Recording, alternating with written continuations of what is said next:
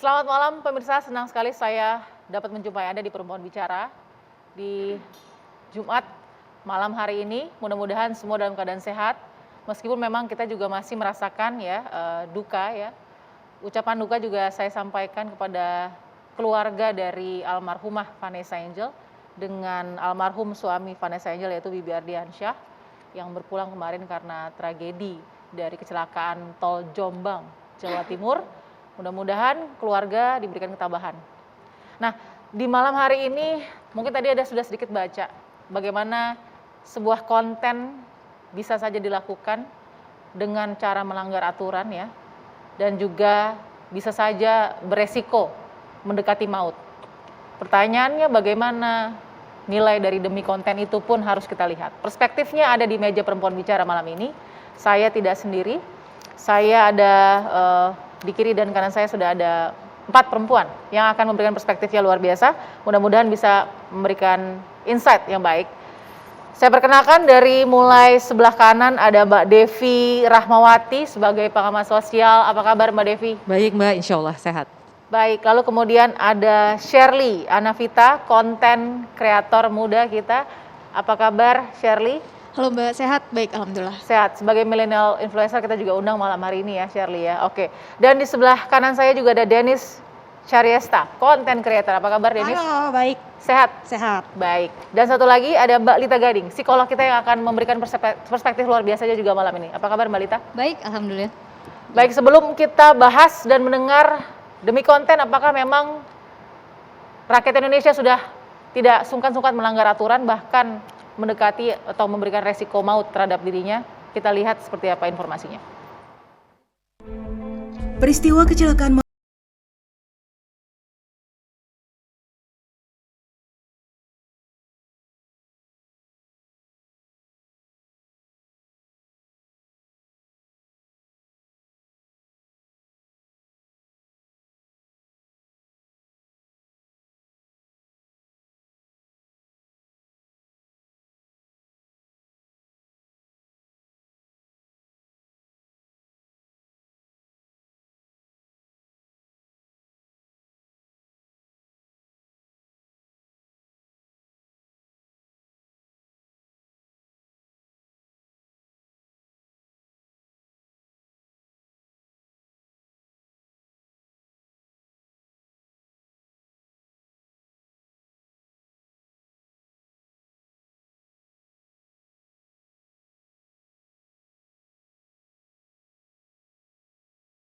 Baik, demi konten tadi yang harus kita dengar dari perempuan-perempuan hebat di kiri dan kanan saya. Apakah betul demi konten kita dirasakan mau melanggar aturan hingga kemudian menjemput resiko maut tadi? Saya mau ke Dennis dulu. Dennis sebagai content creator, pada saat tragedi naas itu terjadi, apa yang dikonsumsi juga oleh Dennis atau mungkin apa yang di benak Dennis soal konten-konten tersebut? Oh, yang seperti kejadian Vanessa? Ya. Oh, kalau yang aku lihat sih sebenarnya bukan di pertama kali aku lihat ya. Banyak banget kayak supir aku main HP sambil nyetir. Main HP sambil nyetir. Terus udah gitu banyak juga pernah aku disetirin sama kameramen aku. Nah, itu dia tuh masih ababil lah, ABG labil, yang demen konten, story-story gitu-gitu. Dia pernah ngebut-ngebutan juga sambil di-storyin kayak gitu. Nah kayak gitu, mereka melakukan itu cuma demi supaya rame, supaya TikToknya viewsnya banyak, apa segala macem, seperti itu. Nah pada saat itu Dennis jadi bagian yang juga ikut mengupload konten tragedi itu atau apa? Dan kalau memang iya, apa pesan atau maksudnya dalam mengupload itu? Dalam kejadian Vanessa dalam ini. memposting, saya kemarin konten TikTok saya memperingatkan kepada semua supir-supir kalau misalkan mereka nyetir, mereka itu bertanggung jawab atas penumpang yang mereka bawa. Jadi ada baiknya mereka hati-hati. Iya kan? Jangan karena lu nyetir lu bawa bos lu baik, lu nyetir ugal-ugalan seenak lu gitu loh. Oke. Jadi itu jadi waktu itu ingat nggak, waktu itu langsung membuat konten juga soal pasca kejadian itu, apa sih isinya sebenarnya dari Dennis sendiri? Kontennya saya, aku bilang nih ya buat para supir-supir yang di luar sana yang masih hidup, puji Tuhan masih hidup kan. Kalau misalkan mereka suka kebut-kebutan, story-story kayak gitu. Nah jadi lu tuh sebagai supir tuh orang harus sadar diri, betul-betul sadar. Lu tuh bertanggung jawab Iya. dengan nyawa penumpang yang lu bawa. Oke. Seperti bos lu atau penumpang-penumpang lainnya. Baik. Jadi ada baiknya lu tuh hati-hati. Kalau misalkan lu pun ngantuk, capek, lu bisa ngomong sama bos lu. Iya. Pasti dikasih istirahat kok, kita juga takut lah. Iya kan? Oke. Karena pernah kejadian di aku juga. Aku bilang, mau istirahat dulu yaudah istirahat aja. Kalau nggak gantian sama saya nyetirnya. Iya kan? Oke. Itu kan lebih aman. Daripada lu paksain capek nyetir ngantuk ketiduran. Oke. Kayak gitu. Nah, cara yang tadi Denis paling tidak peragakan gitu ya ke pemirsa, itu cara approach yang menurut Denis bisa ditangkap dengan mudah oleh followers dari Denis. Iya sih. Mereka nangkep dengan oke sih. Lebih banyak komen negatif atau positif setelah Kalau saya mah selalu banyak komen negatif. Kan emang saya Oke. dihujat, gimana sih? Baik. Jadi walaupun kamu content creator, ya berarti penuh kontroversi nih. Penuh tapi kamu tetap kontroversi. mau kasih moral message yang positif gitu. Iya itu harusnya mereka sadar gitu kan, karena itu kejadian di aku juga, jadi aku aware Oke. gitu. Aku memperingati mereka jangan sampai memakan korban gitu. Baik. Sebenarnya kejadian seperti ini kan udah banyak kan yang supir Ya. sambil baik. main HP kayak gitu udah banyak. Oke. Cuman ini yang benar-benar menurut aku parah sih ya, karena Oke. memakan korban. Oke. Gitu. Oke, thank you Denis. Saya mau ke Mbak Devi. Mbak Devi, ini fenomena yang seperti apa sih sebenarnya yang kita lihat demi konten ini sebenarnya? Ya, pertama yang ingin saya sampaikan ini bukan hanya fenomena Indonesia, Ya. ini fenomena dunia karena catatan risetnya justru sangat panjang di luar negeri, bukan di sini gitu. Walaupun fenomena di sini juga sama banyaknya, hanya kesempatan risetnya yang mungkin kurang panjang. Ya. Nah, apa sih kemudian yang menyebabkan orang tuh berburu untuk bisa selalu menampilkan sesuatu di media sosial? Yes. Catatan saya paling tidak ada 5P istilah saya. Kenapa orang kemudian ingin cepat-cepatan berkompetisi untuk bisa tampil di media sosial. Pertama adalah ini sifat dasar manusia, kita butuh pengakuan. Artinya ini penyaluran ego manusia. Kenapa? Karena ternyata risetnya kalau kita seperti ini, kita lebih sulit untuk bisa membicarakan diri kita. Itu angkanya risetnya hanya 30-40%. Tapi kalau di sosial media suka-suka kita bisa nulis apapun tentang kita, itu 80%. Belum Wow. lagi dengan adanya di sosial media kita post, sebenarnya apa? Katanya risetnya 62% membuat kita lebih bahagia. Jadi kita berhubungan, mengepost sesuatu itu bukan karena supaya orang lain happy, tapi sebenarnya ditujukan lagi untuk memenuhi egoisnya kita. Ya. Kita itu pengen kita lebih bahagia gitu dengan mempost. Ini kata Aristoteles 2000 tahun lalu bilang manusia itu emang egois. Dan media sosial memberikan ruang, panggung untuk egoisme itu. Nah lalu yang kedua adalah jelas popularitas. Nah artinya orang seneng kan, pada dasarnya semua orang seneng ingin diperhatikan. Tapi sekarang menjadi populer yang diperhatikan oleh seantero dunia, itu menjadi lebih mudah. Oke. Dan yang ketiga adalah jelas pendapatan, P yang ketiga. Nah Oke. ini jelas karena dengan Anda populer, Anda jadi gini, bayangkan indahnya, sudah mendapat pengakuan, Anda populer, pendapatan Anda juga meningkat. Nah faktor P yang keempat adalah platform. Memang platform menciptakan matematika atau yang biasa disebut dengan algoritma yang membuat kita semua berburu-buru berkompetisi untuk tampil di media sosial. Ya. Sehingga karena sekarang ini bayangin saja salah satu platform itu penduduknya jauh lebih banyak dari penduduk misalnya Cina. Ya. Kita kan harus memastikan kita bisa tampil mengalahkan 2 miliar orang yang ada di situ. Betul. Jadi tidak heran kalau kemudian pilihannya bukan prestasi tapi lebih memilih sensasi dan kontroversi. Wow, oke. Saya mau dengar apa kata Shirley dulu. Shirley dan Denny sama-sama content creator, ya. Tapi kalian memposting hal yang pasti berbeda. Tidak mungkin ada gaya yang sama kan? Nah pendekatannya. Shirley melihat tragedi yang terjadi. Ini bukan hanya tragedi kecelakaannya saja ya, tapi tragedi orang memanfaatkan momen itu untuk mengupload sesuatu demi konten. Bagaimana? Saya ingin meng-highlight 2 poin terkait dengan berita terupdate yang tadi kita lihat. Yang pertama adalah tanggung jawab. Tadi sudah sempat di-highlight juga oleh Mbak Denis bahwa kita semua ini bertanggung jawab, bahkan untuk akun kita, untuk media sosial kita, apapun yang kita post, kita bagikan, kita share, kita bertanggung jawab. Dan jelas kita harus lebih hati-hati, cross check lagi, itu yang pertama kali menyebarkan siapa, valid atau enggak, dari berita, dari sumber berita yang bisa dipercaya apa enggak. Oke. Itu saya pikir menjadi poin pertama. Yang Ya. kedua adalah empati dan simpati, Mbak. Karena harus kita akui ini adalah berita duka. Ya. Dan Public figure. public figure. Empati dan simpati ini terhadap korban khususnya, ini tidak semua bisa kita share. Apakah itu terlihat ada empati dan simpati dari rakyat Indonesia dengan postingan yang cukup banyak viral, beredar? Itu yang menjadi polemik karena mengejar trending kan, karena mengejar viralitas tadi. Tapi kembali ke beberapa poin yang saya sepakat dengan beberapa poin dari Mbak Devi tadi, bahwa yang pertama adalah eksistensi. Itu bukan baru sejak sosial media hadir atau apapun platformnya hadir, tapi bahkan sudah sangat lama. Eksistensi itu mau diapresiasi, mau mendapat pengakuan, itu semua menginginkan itu. Tapi sepanjang cara meraihnya baik, itu enggak apa-apa. Yang apa-apa adalah ketika kita ngotot tanpa memperdulikan baik dan buruk untuk cara mendapatkannya, memanfaatkan momentum yang seharusnya di situ hadir simpati dan empati. Baik. Poin yang kedua adalah betul bahwa kita senang dengan popularitas kedua tadi, tapi tidak semua tepuk tangan dan sorakan itu tanda dukungan atau apresiasi. Bisa jadi justru itu adalah tanda ejekan, tanda nyinyiran yang tidak baik dan tidak bijak untuk disaksikan. Jadi itu saya pikir yang sebagai netizen ya, sebagai netizen melihat apa yang terjadi. Poin ketiga, edik. Betul bahwa semua orang suka dengan posisi itu. Tapi ketika udah edik, sudah ketagihan menjadi pusat perhatian, semua orang ngasih atensi, sehingga tidak lagi memperdulikan bagaimana cara mendapatkannya, positif atau negatif, siapa yang dirugikan, dan seterusnya. Poin keempat adalah, namanya anak muda, kita energi masih besar. Dan kita membutuhkan wadah atau wahana kali ya untuk merilis energi, Mbak. Sosial media hadir untuk memfasilitasi itu. Terakhir, mungkin ada sebagian orang menganggap itu sebagai lucu-lucuan saja. Ini terbukti masih ada pihak yang menganggap itu masih bisa ditolerir. Namun ketika kita kembali pada realitas yang terjadi di lapangan, harus kita akui bahwa kadangkala efeknya udah nggak lucu lagi. Point taken. Saya mau ke Mbak Lita setelah jeda ya, Mbak Lita. Tapi pertanyaan saya begini, untuk direnungkan dulu bahwa apakah memang kita, bagian dari netizen ini juga ya, ingin hanya menjadi bagian dari peristiwa itu, atau memang ingin dulu-duluan demi konten, demi tadi 5P tadi yang dikatakan Mbak Devi.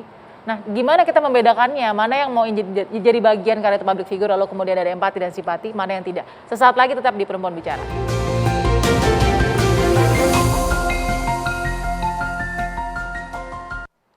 Baik, terima kasih. Anda masih menyaksikan Perempuan Bicara. Saya langsung ingin melanjutkan pertanyaan saya tadi ke Mbak Lita. Apakah dari tragedi kecelakaan Vanessa Angel dan keluarga ini, seperti bisa dilihat bahwa masyarakat ingin ikut jadi bagian, atau memang mengambil keuntungan yang tidak terasa seperti keuntungan demi konten, Mbak Lita? Semuanya. Semuanya, Semuanya ya. Jadi pertanyaan dan jawaban-jawaban dari mbak-mbak yang ada di sini yang cantik luar biasa, itu betul semua ya. Tapi secara psikologis kita harus melihat dulu siapa yang bicara. Orang yang seperti apa dan karakter apa mereka. Dulu pada saat dia bersosial media itu orang-orang yang ekstrovert. Nah sekarang justru yang introvert yang lebih bahaya. Karena mereka tidak mau berhadapan dengan orang lain, namun dia memblasnya itu ke sosial media. Karena menganggap bahwa di sosial media orang tidak ada yang melihat dia. Jadi seenak dia, otak dan jari lebih cepat jarinya daripada otaknya. Itu yang membuat dia menjadi, oh saya bebas merdeka gitu loh. Dan dia bisa seenaknya. Itu orang-orang yang gangguan dalam tanda kutip.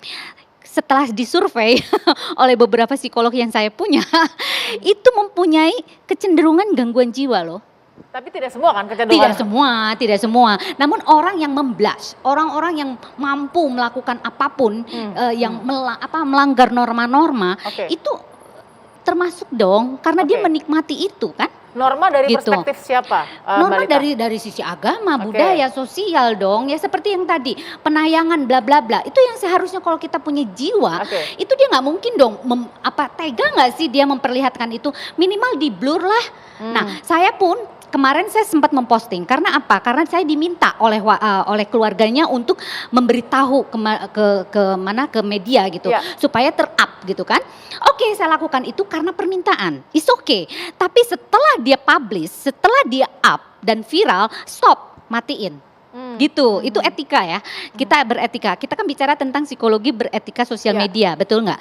Nah, pada saat kita melakukan sosial media itu orang lain tidak dan ikut-ikutan, itulah salah satu karakter orang Indonesia, ikut-ikutan, parno, dan dia pun juga ingin semuanya latah. Jadi apa yang dilihat itu yang membuat dia seksi. Itu. Jadi secara psikologis apapun yang dilakukan dia, yang penting viral. Oke. Nah itu. Oke. Yang penting followernya nambah. Saya mau tanya ke Mbak Denis sama juga Shirley sebagai content creator. Tapi kita lihat dulu ya salah satu contoh nih. Ini salah satu contoh bagaimana netizen atau siapapun yang berada di belakang postingan gitu ya melakukan hal ini dan ternyata malah membuat kisruh. Jadi kalau kita lihat dalam kondisi atau tragedi yang terjadi di kecelakaan tol Jombang itu ada beberapa yang kemudian diposting betul fakta dan ada yang hoax. Ini dia.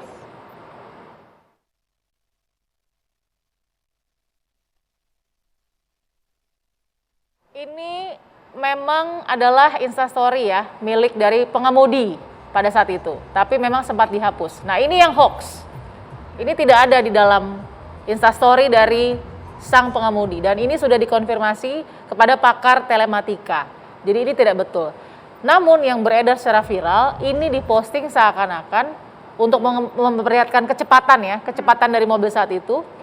Dan akhirnya jadi viral. Nah ini yang real, inilah yang diposting dan memang saat itu tidak, tapi kemudian dihapus ya oleh sang pengemudi. Itu berdasarkan kata polisi yang keluarin atau kata pakar itu? Ini yang hoax ini sudah dicek semua kebenarannya dengan pakar telematika. Oke. Dan memang ini tidak bisa dipertanggungjawabkan karena memang netizen yang mengupload ini mungkin punya niat untuk memperlihatkan tadi kecepatan yang fantastis tadi ya 190 km per jam.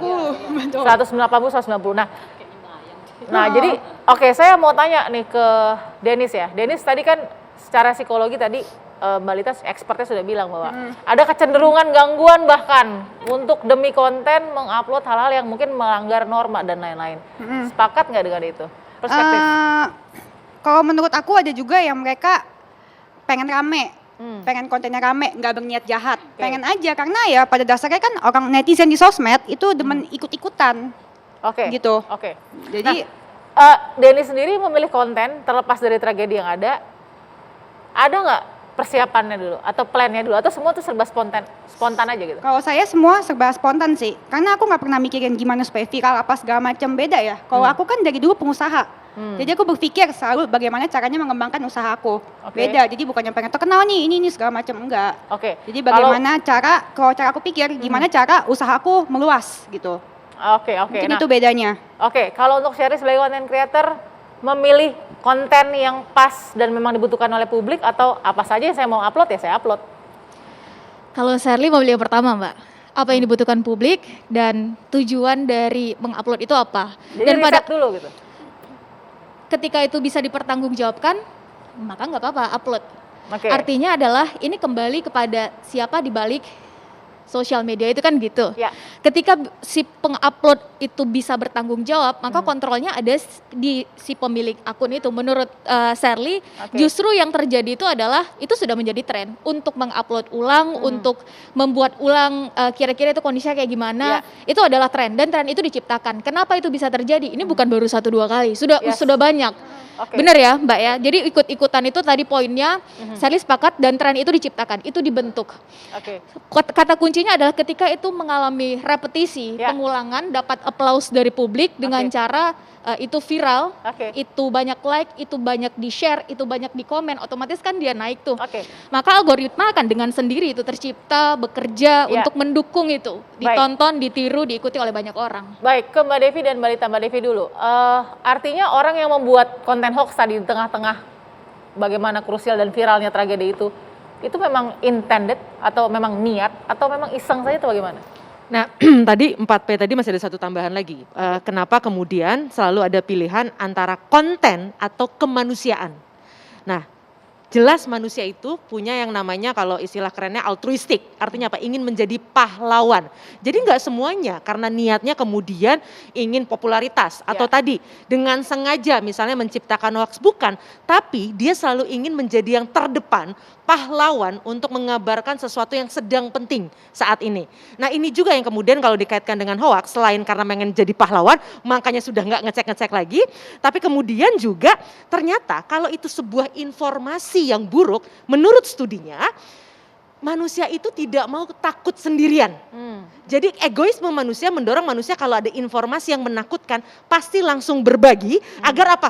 Oh, yang lain juga takut. Aku nggak sendirian, takut akan ada gempa, takut akan kiamat, bukan hanya hal-hal tadi. Nah, jadi memang sifat dasar manusia ini betul-betul dimanjakan oleh tools-tools, alat-alat yang ada di media sosial, khususnya apa? Yang namanya likes. Love.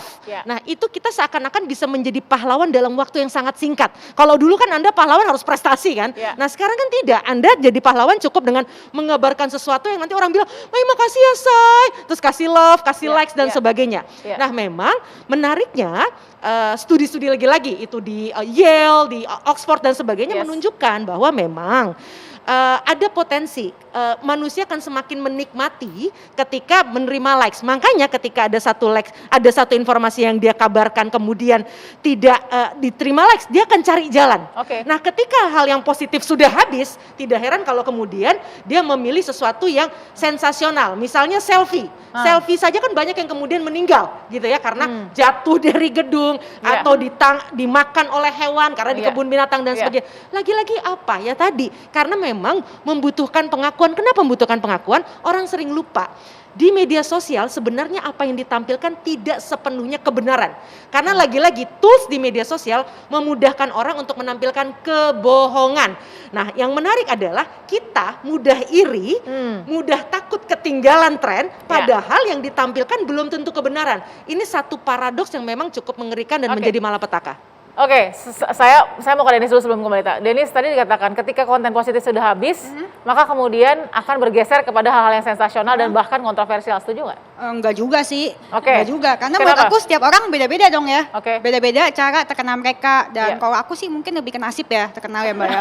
Bisa jadi dong. Tapi emang benar, ada juga artis-artis yang menunjukkan mereka tuh bahagia di sosmed, apa segala macam. Maksudnya mungkin lebih ke halu ya. Iya kan? Emang benar. Banyak banget dan padahal mereka sepertinya aslinya nggak gitu. Ada juga yang di sosmed katanya jahat, hancur, tapi aslinya baik. Itu kan semua pilihan. Tapi bagi Denis sendiri bahwa saya nggak kehabisan konten yang menurut saya ini nggak ada faedahnya gitu misalnya. Kalau menurut aku, atau kalau mau jujur, yakin nggak bahwa kontennya Denis semua ada nggak nih yang nggak berfaedah nih? Kalau menurut aku semua konten aku berfaedah. Semua, karena konten aku itu menghasilkan bisa menghidupi karyawan aku berasan dan mereka bahagia. Outcome-nya seperti itu. Outcome-nya seperti itu. Walaupun banyak komentar negatif. Kalau netizen mah semua juga dihujat. Siapa sih yang nggak dihujat? Dokter dihujat nggak dok? Mbak dihujat nggak? Pernah dihujat nggak? Pernah dihujat nggak? Jadi yang salah siapa? Netizen Mbak. Baik.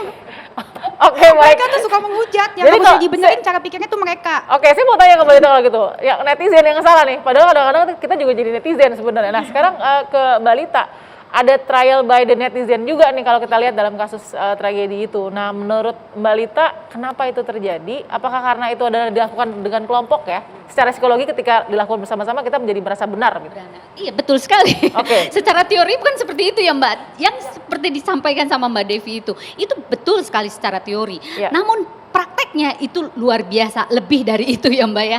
Nah kembali kepada karakter orang Indonesia khususnya. Itu ikut-ikutan Mbak, provokator. Dan dia paling suka kalau ada orang lain itu menderita.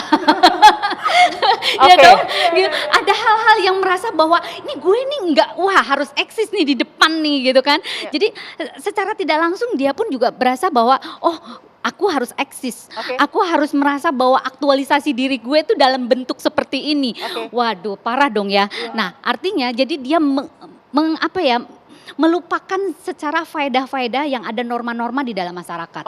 Jadi diterjang semua sama dia. Kalau dalam ilmu psikologi tadi Denis bilang, saya kayaknya nggak pengaruh deh. Saya kontennya A, Shirley kontennya B, Mbak Devi C, dan Mbak Lita misalkan D gitu ya.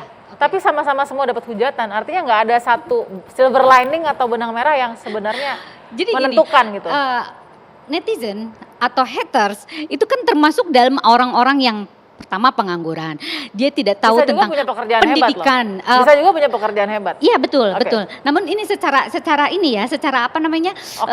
pengetahuan dan analisa ya, statistik ya. Jadi dia tidak punya pendidikan, artinya dia tidak memenuhi kebutuhan yang akademis maupun agama dan sebagainya. Dia pengangguran, ya kan? Dia juga orang yang tidak masuk ke dalam gangguan jiwa itu, Mbak. Dan dia orang-orang yang dia tidak pernah peduli dengan apa yang ada terjadi di dalam masyarakat. Yang penting gue naik gitu. Nah, seperti itu.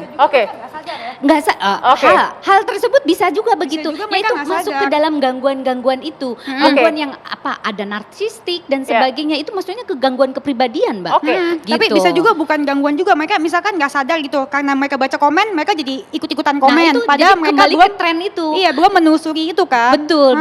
Dan dia ikut-ikutan itu loh, masuk dalam ke karakter-karakter orang ini. Dan karakteristik orang Indonesia pada umumnya seperti itu. Hobi menghujat ya. Salah satunya.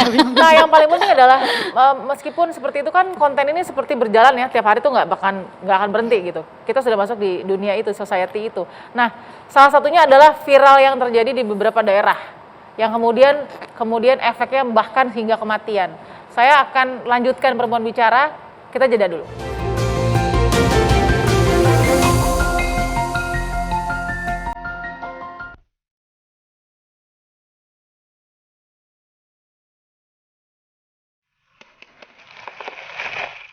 Salam dari Binjai. Salam Binjai loh.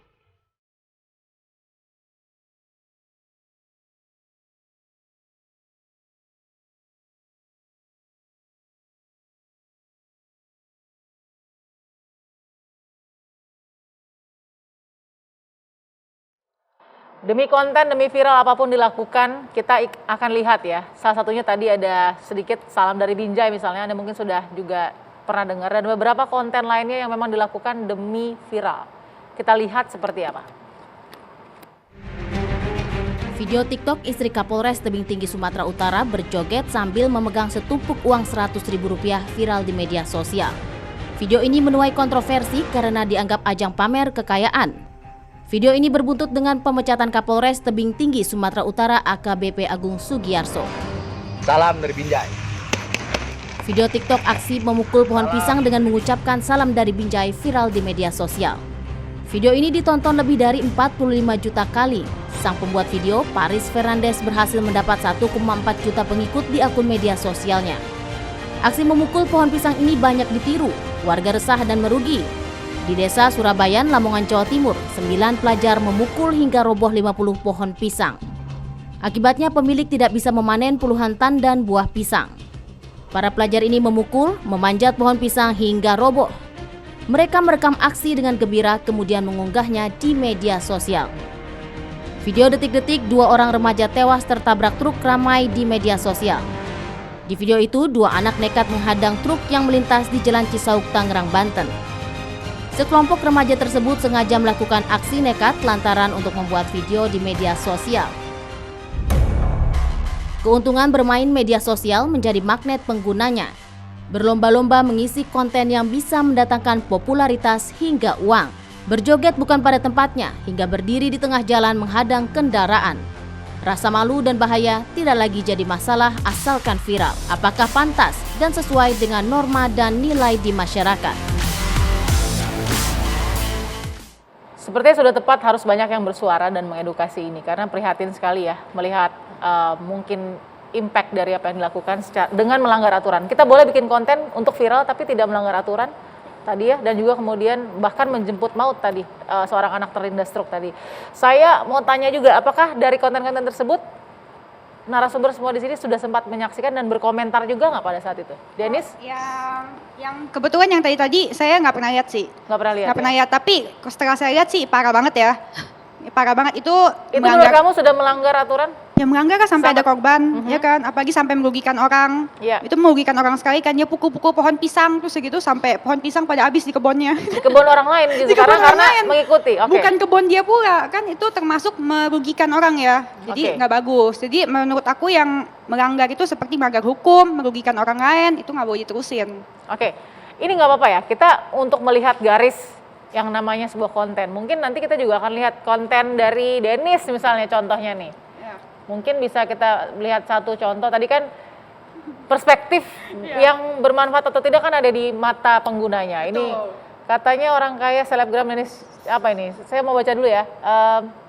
Katanya orang kaya selebgram Denis Caryasta minta donasi untuk rumahnya yang terbakar. Apa yang terjadi waktu itu kontennya? Ya betul. Jadi kan aku kan waktu itu rumahku kebakaran, kontrakan kebakaran, terus aku terus aku bilang, guys gue mau pamer, rumah gue kebakaran, gitu. Oke. Jadi orang harus kasih donasi. Itu ada sedikit kelucuan atau sebenarnya kamu lagi perhatian juga tuh? Gimana narik garisnya? Menurut aku sih lucu ya, karena kan saya kan lagi kondisinya waktu itu rumahnya kebakaran. Nah yang netizen lakuin apa? Bukannya mendoakan malah menghujat. Jadi gimana? Jadi kamu buat konten itu justru? Ya udah aku bikin aja buat yang hujat gua, jadi mesti kasih donasi. Jadi jangan negatif doang lu bacotnya, keluarin yang positif lah, Oke. duit gitu kan. Oke, Dan oke. mereka senang itu. Oke. Dengan bukti ditonton puluhan juta orang. Oke, kita lihat Gitu. lagi kontennya Denis ya. Ini bukan untuk apa-apa ya Denis? Iya, nggak Kita buka apa-apa. perspektif. Oke. Nggak apa. Masalah Denis Syariesta ribut dengan keluarga Uya Kuya berawal dari endorse. Apa yang terjadi waktu itu? Pasti ini ya. Oke, ada lagi? Oke, nah gimana sih Denis? Bukan berawal dari endorse, itu sebenarnya aku kepengen berantem aja. Karena kalau misalkan berantem makin gede untungnya.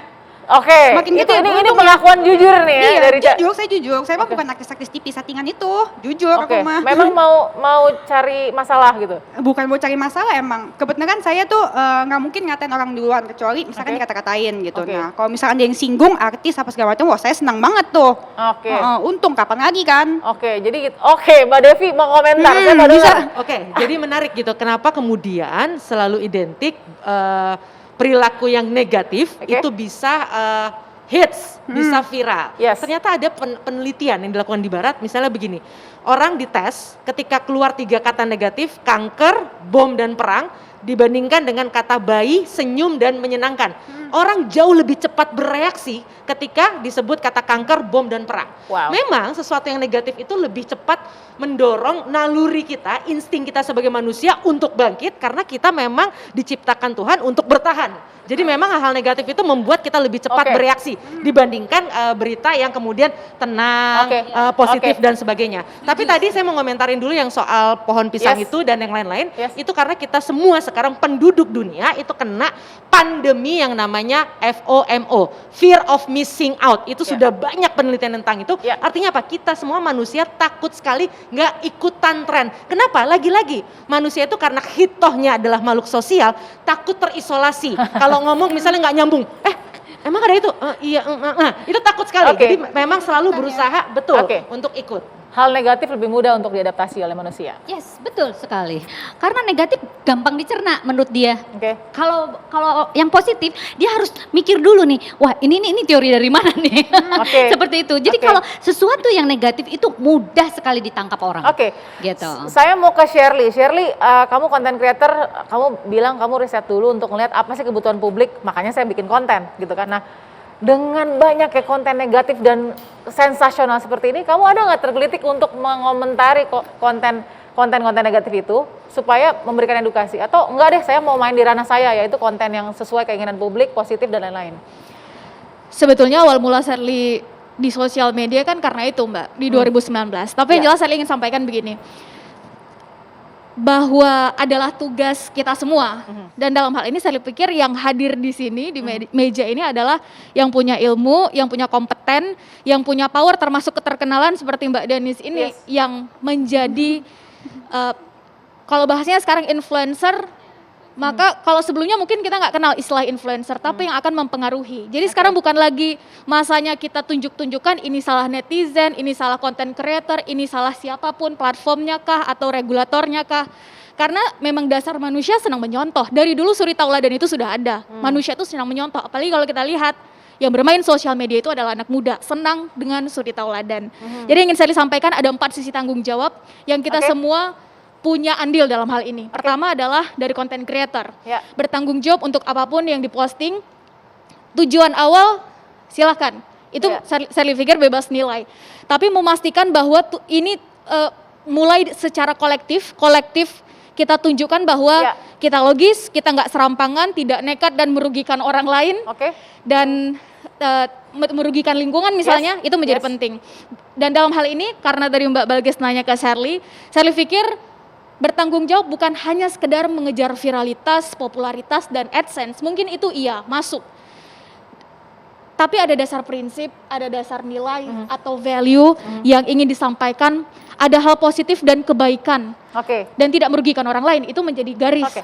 Dan dalam hal ini izinkan saya sambung dulu. Yang kedua adalah dari netizen, karena dari tadi seolah-olah menyalahkan netizen gitu. Karena kalau nggak ada netizen juga kan nggak ada influencer. Nggak ada influencer toh. Yes. Jadi saya ingin sampaikan begini, kepada netizen juga ini adalah tanggung jawab netizen untuk mulai berhati-hati dalam menyebarkan mana yang akan di-share, mana yang akan di-komen, karena satu isu, satu berita, satu kejadian semakin dia sering di-likes, dikomentari, dia akan naik. Tadi Mbak Deni sendiri udah sampaikan algoritmanya gimana. Dengan kata lain teman-teman, ini tanggung jawab kita juga sebagai netizen. Ini mana yang akan saya pilih, mana yang akan saya like, mana yang akan saya terus kembangkan bara apinya sehingga dia trending, mana yang enggak. Harapan Shirley tadi mungkin terjadi nggak dalam psikologi kita? Sesaat lagi Mbak Lita, tetap di Perempuan Bicara.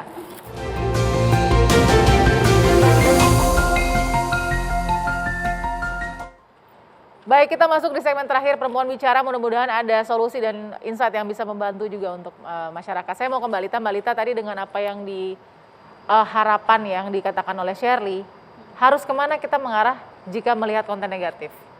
Oke. Jadi kita kembali kepada naluri kita. Kita nggak bisa menyalahkan siapapun. Jadi apapun yang kita lakukan dan apapun yang kita perbuat di sosial media itu adalah tanggung jawab pribadi. Ya, tanggung jawab pribadi. Tapi jika mengatasnamakan perusahaan atau apa, nah itu harus kita juga harus redam. Seperti tadi tuh ada istri polisi bla bla bla, itu kan ada institusi terkait yang melibatkan itu. Nah, jadi kalau atas nama pribadi ya sudah, itu tanggung jawab pribadi seperti itu. Namun kenapa orang itu bisa menjadi hal-hal yang negatif yang langsung viral? Karena apa?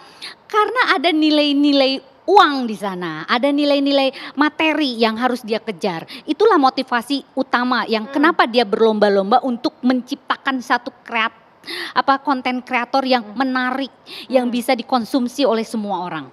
Nah gitu, secara orang Indonesia kembali lagi, karakternya memang lebih mudah dibom daripada diberikan motivasi. Seperti saya, dalam konten saya itu motivasi, nggak ada yang nonton.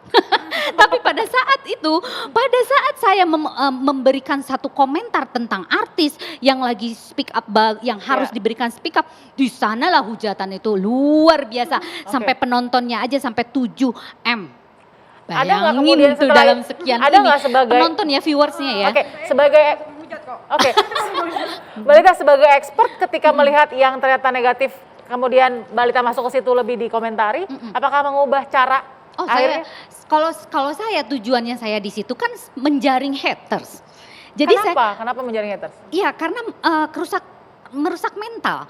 Saya di situ atas nama kesehatan mental. Saya psikolog di sana. Saya bicara itu bukan abal-abal yang ngomong-ngomong asal ngomong. Saya berilmu. Saya memberikan satu dan masuk ke dalam satu masalah orang, itu ada garis lurusnya gitu loh. Apa yang harus seperti siapa tuh Lesti Bilar dan sebagainya.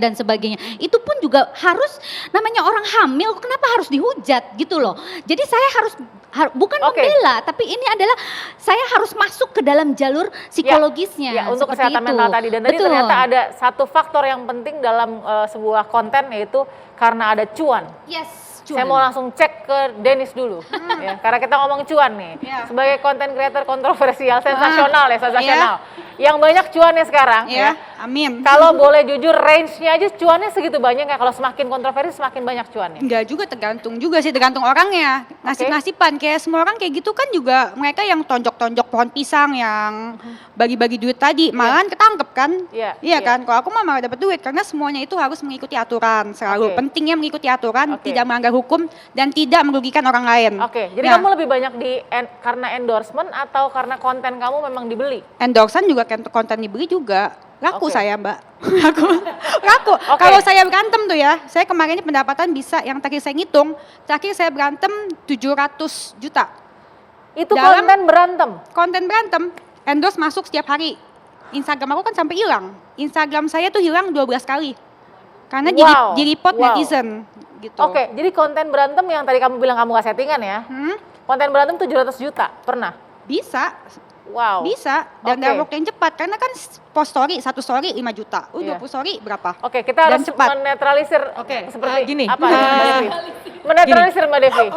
Chapman University membuat sebuah penelitian yang sangat menarik. Melakukan penelitian di antara semua media sosial, televisi dan sebagainya. Sebenarnya mana sih yang paling berpotensi viral? Ternyata bukan yang negatif kok. Jadi manusia itu pada dasarnya baik. Jadi ternyata sebenarnya saudara-saudara kita jangan khawatir, produksilah berita-berita yang positif yang isinya apa? Harapan, kebaikan, yang berguna dan keteladanan. Menurut studi-studi malah justru itu yang sebenarnya lebih banyak. Oke, berita yang negatif bisa membuat Anda viral, tapi itu tidak akan abadi.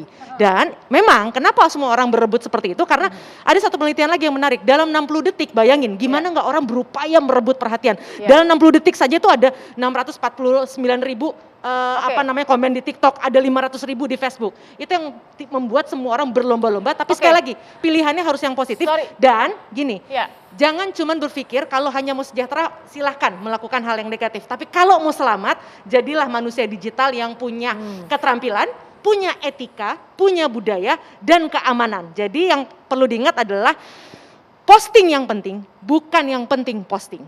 Tapi aku mau nanya dulu sama Mbak di sini. Menurut kalian konten aku negatif apa enggak? Oke, ini kita frankly speaking. Ayo, silakan. Menurut kalian konten aku negatif apa enggak? Soalnya menurut saya enggak. Oke, kalau menurut Mbak Lita, Boleh silakan. ya. Kalau secara psikologis orang boleh-boleh aja dia berkomentar, ya dong. Dia pengen sekali dia punya ciri khas. Dia punya ciri khas loh. Yang saya lihat itu, waduh ini ciri khas banget. Apa nyebelin? Oh nyebelin, berarti, ya dong, berarti beneran. negatif atau positif? Kalau menurut saya ya fine aja, tergantung motivasinya. Dia motivasinya kan untuk uang. It's okay. Yang penting tidak merugikan orang lain. Kembali ke sana. Kalau ada dampak negatif? Dampak negatifnya apabila orang tersebut tidak merasa disuka, maksudnya merasa keberatan, dia bisa komplain dong ke dia. Ya dong. Gitu. Tapi tetap bebas ya, karena rambu-rambunya nggak ada. Bebas aja, bebas Berarti aja. menurut Bu Rita aku negatif apa positif? Negatif positif tergantung kacamata yang mana. Oke. Jadi kan kembali ke ininya. Ini video Lebih masing-masing. baiknya meninggalkan prestasi daripada sensasi dan kontroversi kalau Anda ingin kekal dan abadi dikenang dalam sejarah peradaban Tapi aku tuh ini. kemana-mana ke TV selalu dibilang ini prestasi, sensasi prestasi itu apa sih sebenarnya? Menurut Mbak coba prestasi apa sih? Boleh Mbak Dewi. Artinya gini, tadi menyitir penelitian tadi, yang disebut berguna itu kan tidak selalu harus misalnya menimbulkan sesuatu, bahkan ada banyak sekali konten yang tidak menimbulkan kebencian, tapi isinya manfaat. Terus ada satu konten yang menarik. Dia cuma 5 menit, tapi tuh isinya wah itu keren banget, bahkan orangnya tidak ada tapi tetap bisa menghasilkan. Jadi artinya banyak sekali contoh-contoh. Saya tidak berkomentar tentang konten Anda punya pilihan yang bebas, tapi sekali lagi bagi masyarakat percayalah, ada pilihan. yang positif itu tetap bisa unggul dibandingkan yang negatif. Oke, sedikit dong Sherly. Sherly menanggapi sedikit aja. Silakan. Kalau bagi kita yang beragama Islam, ada hadis yang kurang lebih diriwayatkan oleh Abu Hurairah, bunyinya seperti ini. Sherly khawatir agak sedikit keliru, jadi Sherly baca. Barang siapa yang mengajak, menunjukkan atau menginspirasi manusia kepada jalan petunjuk, jalan kebaikan, maka baginya pahala kebaikan tanpa mengurangi pahala pelakunya sedikit pun. Demikian juga sebaliknya, barang siapa mengajak, menunjukkan, menginspirasi manusia pada kesesatan, kesalahan, ketidakbaikan, maka ia mendapat dosa seperti dosa orang-orang yang mengikutinya tanpa mengurangi dosa pelakunya sedikit pun. Artinya apa? Mungkin dalam hal ini kita punya definisi yang berbeda, tujuan kita bermain sosial media. Ada AdSense, ada yang viralitas dari keterkenalan, revenue streamnya dari mana-mana. Tapi agar jualan untung berlipat, sebagai pantun akhir, agar jualan untung berlipat harus amanah, jangan khianat. Trending itu keren, viral itu hebat. Yuk raih itu dengan konten berbobot dan cara yang terhormat. Sawah subur sering dibajak, luas terhampar berpetak-petak. Membuat konten memang haruslah bijak. Bukan untuk sekedar pamer, apalagi merusak. Oke, baik. Luar biasa sekali. Ini saya terima kasih sekali ya. Saya mau terusin sampai 1 jam ke depan sebenarnya. Karena ini sebenarnya berfaedah sekali.